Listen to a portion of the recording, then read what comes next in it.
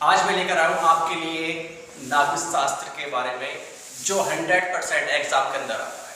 बिल्कुल 100% ऐसे तो क्वेश्चन लिए हैं। आज मैं आपको एक अपने सर से मिलाऊंगा जो आपको मेरे इस चैनल पर पढ़ाएंगे, जिसमें आपको 100% जो एग्जाम के अंदर 100% लिख कर दे रहा हूँ। अगर आपने तैयार कर लिए तो आपके 1 नंबर और 2 नंबर के सवाल और वो विकल्प बिल्कुल सही जाएंगे। तो चलिए शुरू करते हैं अपनी इस वीडियो को उनके साथ।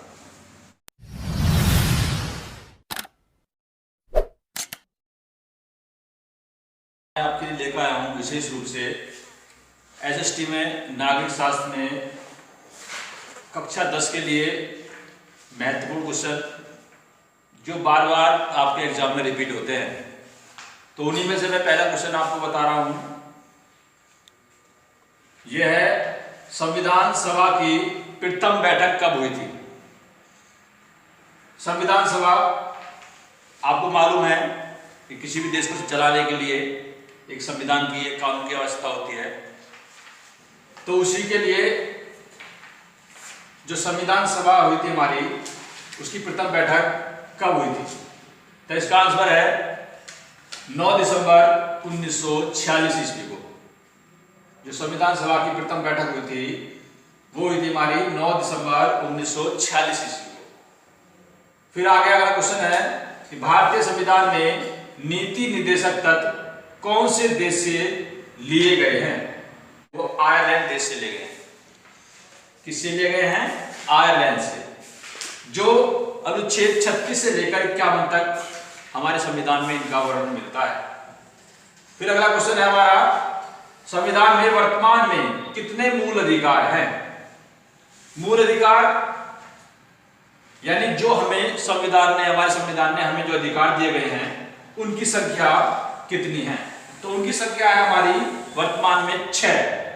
संविधान जब लागू हुआ था उस समय हमारे जो अधिकार थे वो हमें 7 दिए थे, लेकिन उनमें से एक कम कर दिया गया है। तो अब हमारे पास केवल 6 अधिकार हैं, जिसमें मैं आपको बताऊंगा। पहला आपका है समानता का अधिकार, उसके बाद में दूसरा स्वतंत्रता का अधिकार, तीसरा आपका है शोषण के विरुद्ध अधिकार, चौथा है आपका धार्मिक स्वतंत्रता का अधिकार, और पांचवा सांस्कृतिक अधिकार, और छठा है आपका लास्ट संवैधानिक उपचारों का अधिकार। ये छठा जो है हमारा संवैधानिक उपचारों का अधिकार, इसे संविधान की आत्मा भी कहा जाता है। तो इसके बाद में हम आगे बढ़ते हैं अगले क्वेश्चन की तरफ कि किस संविधान संशोधन द्वारा मतदाता की आयु 21 वर्ष से घटाकर 18 वर्ष कर दी गई है? तो इसका आंसर है हमारा 61वें संशोधन के द्वारा। पहले मतदाता जो वोट डालते हैं उनकी आयु थी 21 वर्ष, उससे कम की आयु के व्यक्ति वोट नहीं डाल सकते थे, लेकिन अब इसकी उम्र 21 वर्ष से घटाकर 18 वर्ष कर दी गई है।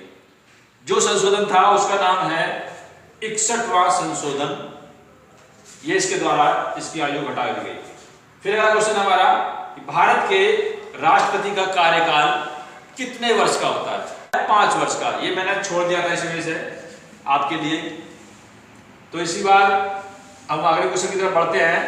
अगला क्वेश्चन हमारा, दल बदल विरोधी कानून कब पारित किया गया था? तो इसका आंसर है वर्ष 1984 ईस्वी को दल बदल विरोधी कानून हमारा लागू किया गया। उसके बाद में अगला क्वेश्चन है आपके सामने, उच्चतम न्यायालय के न्यायाधीश कितने वर्ष तक अपने पद पर रह सकते हैं? आपके न्यायालय 2 प्रकार के होते हैं, एक होता है उच्च न्यायालय और एक दूसरा आपका सर्वोच्च न्यायालय या उच्चतम न्यायालय।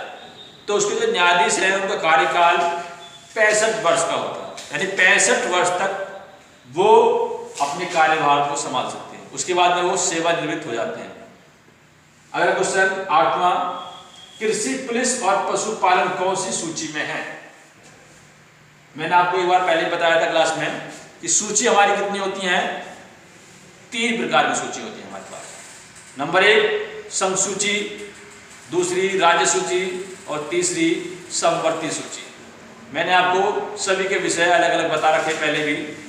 तो उसी में से एक दोबारा मैं आपको बताता हूं कि कृषि, पुलिस और पशुपालन ये आपकी कौन सूची में आते हैं? ये हमारे आते हैं राज्य सूची में।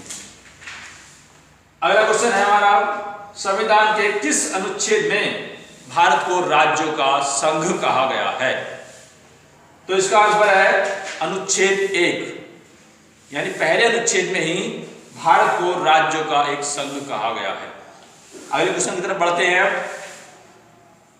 कि संसद का निर्माण किस किस से मिलकर बनता है? ये बहुत ही इंपॉर्टेंट क्वेश्चन है, हमेशा एग्जाम में ले लीजिए या कंपटीशन की आप तैयारी करते हैं उसमें ले लीजिए, हमेशा आता ही आता है।